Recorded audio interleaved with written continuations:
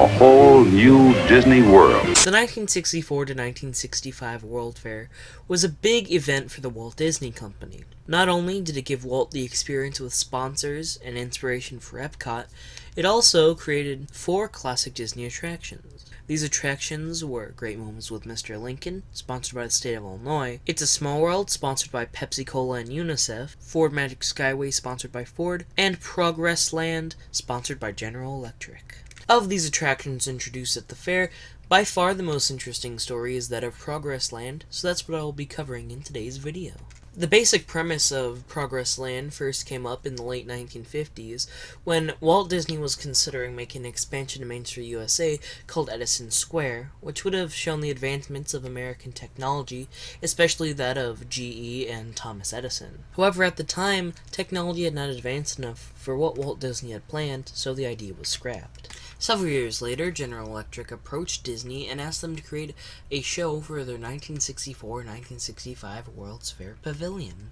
This time, however, Walt believed technology was up to snuff to be able to create the attraction that he dreamed of. For Progress Land, a lot of new technology was created for audio animatronics. To program an animatronic, an operator would wear a vest that would capture their movements onto magnetic tape. The movements would then be synchronized with a pre-recorded audio track to create the illusion of a lifelike person. At the time, this was the most advanced audio animatronics that had ever been in a Walt Disney attraction. The show was an instant success when it opened in the 1964 season of the fair, so much so that wait times usually exceeded an hour. The wait times got so long that they added a covered queue outside of the GE Pavilion for the 1965 season of the fair.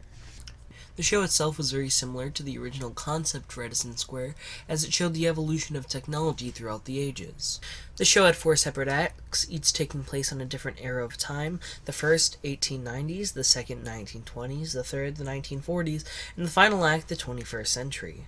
Each show was on its own stage in a rotating carousel theater, and at the end of every act they would play It's a Great Big Beautiful Tomorrow to bridge the acts together. The show was hosted by a father named John and his pet dog Rover. In each act, John would explain the new technology of the era and how it made his and his family's life much easier. Each act featured the main stage with John and his pet dog Rover, but also had 2 stages on the side which would rotate to show different sets, featuring different members of John's family. The first scene takes place on Valentine's Day, right about the turn of the century. As we enter, John tells us about the new technologies of the era, such as automobiles, skyscrapers, gas lamps, and coal stoves. John then calls to his wife Sarah and tells her about how Thomas Edison is planning to invent snap-on lights. Sarah then tells us that thanks to progress, she no longer has to take 2 days to wash the clothes, and now only needs 5 hours. She also tells us that she needs to go take the clothes off the line before it starts raining. Right after that, it starts raining, and we are introduced to James, who's taken his father's stereoscope to look at Little Egyptian, who's going to be the star at the 1904 World's Fair in St. Louis, Missouri. We're then introduced to the grandmother of the family, who's listening to music on a gramophone. We're then introduced to the daughter of the family, Patricia, who's getting ready to go to a Valentine's Day dance on one of those new horseless trolleys. John then says that he's gonna go and hang out with his friends and drink a nice cold root beer. And then he plays us out with It's a Great Big Beautiful Tomorrow. The next act takes place on 4th of July in the 1920s, and John tells us about all of the new introductions in technology. He says that Charles Lindbergh is about to attempt to fly over the Atlantic Ocean, and he also says that Babe Ruth is currently the best baseball player around. He also mentions The Jazz Singer, which was one of the first very popular speaking films and brought an end to the silent era of film, as well as electric startups in cars, so he no longer has to crank the engine. John then mentions that thanks to Thomas Edison, he now has electricity in the house, and mentions all of his electronic appliances. This causes them all to turn on simultaneously, and this blows a fuse.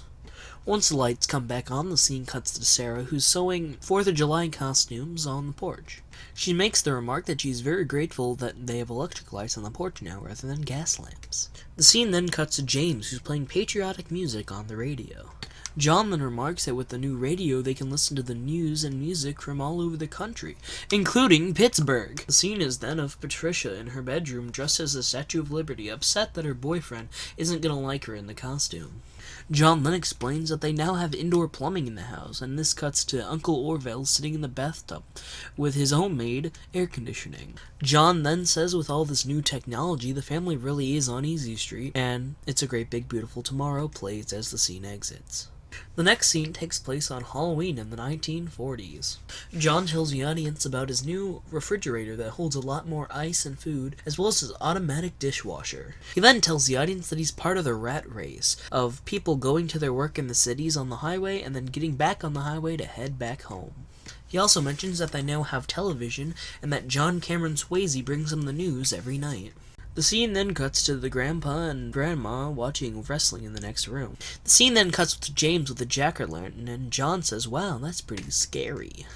James then says that he used his sister Patricia as a model, and his mother Sarah says, "Well, she's more beautiful than either of you two." John then tells us that Patty's using an exercise machine that was all the rage in the 20s. We then see her using it while talking on the phone about her date. John then says that he and Sarah have gotten into the do-it-yourself craze, and the scene shows Sarah putting wallpaper up in the next room. She spills paint on herself, and John then tells the crowd to sing "It's a Great Big Beautiful Tomorrow" to cheer her up.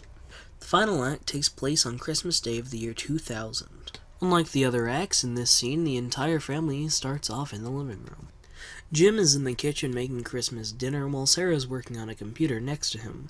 Patricia and Grandpa are sitting in the living room, as well as James and Grandma, who are playing video games. Sarah tells John that she's just set up voice recognition on the oven so he can control it with his voice. He sets the oven up, and then Sarah turns the Christmas tree lights down to 30% with her voice. At this point, several members of the family make fun of John for burning last year's Christmas turkey. Grandpa then goes on a tangent about the new technology of the era, like laser discs, virtual reality video games, and high-definition TVs. As Grandma keeps playing the video game, her score gets higher and higher, and as John repeats it, he accidentally sets the oven higher and higher.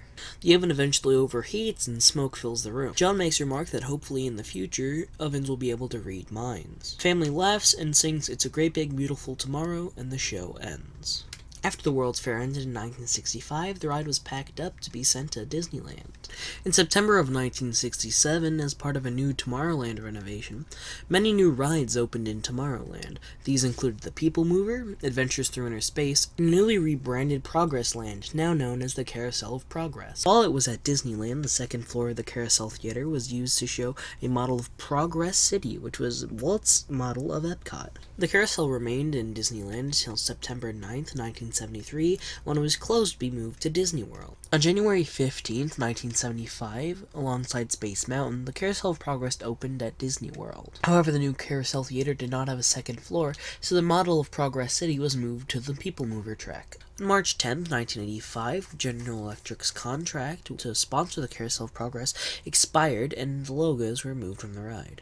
The only major refurbishment to happen in the Carousel of Progress happened in 1993 when they recasted most of the voice actors. This refurb also updated the final scene and renamed the attraction to Walt Disney's Carousel of Progress as a tribute to Walt. A 4-minute-long film was also added to the line of the ride, talking about the 1964 World's Fair and the history of the ride. In 2001, the tourism industry took a big hit, and this definitely affected the Walt Disney Company. To cut down costs, the Carousel of Progress was shut down for a short time in October of that year. It reopened, but only ran seasonally until 2003, when it started running normally again. Since then, it's been running almost every single day for 15 years, and is still considered a cult classic attraction to this day. I hope that this attraction remains open for many generations to come, so we can keep getting new kids excited for the great, big, beautiful tomorrow. Thanks for watching. Goodbye.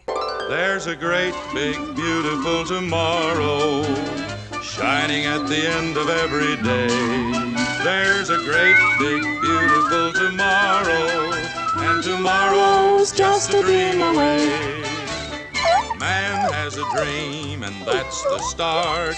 He follows his dream with mind and heart. When it becomes a reality, it's a dream come true for you and me. So there's a great, big, beautiful tomorrow shining at the end of every day.